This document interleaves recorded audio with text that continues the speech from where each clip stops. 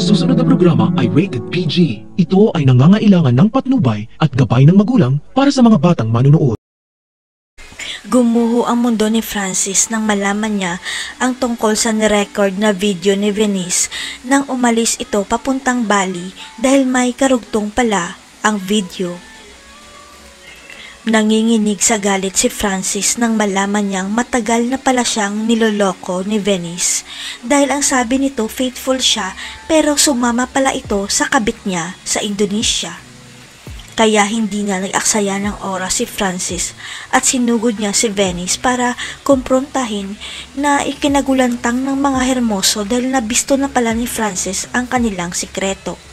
Hindi matanggap ni Francis na ginawa siyang tanga ng sarili niyang asawa, kaya ang nais mangyari ni Francis ay kausapin ang lawyer niya para mag-file ng annulment.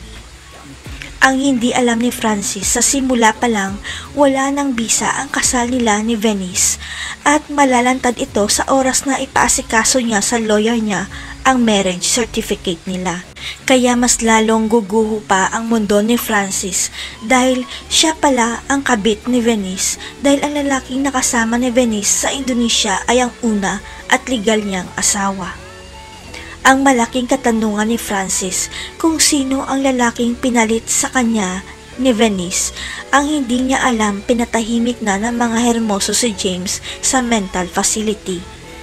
Hanggang sa makikipagkita mismo si Ninong kay Francis dahil ang hindi alam ng lahat, si Ninong pala ang tunay na ama ni Francis kaya magpapakilala na siya sa anak niya.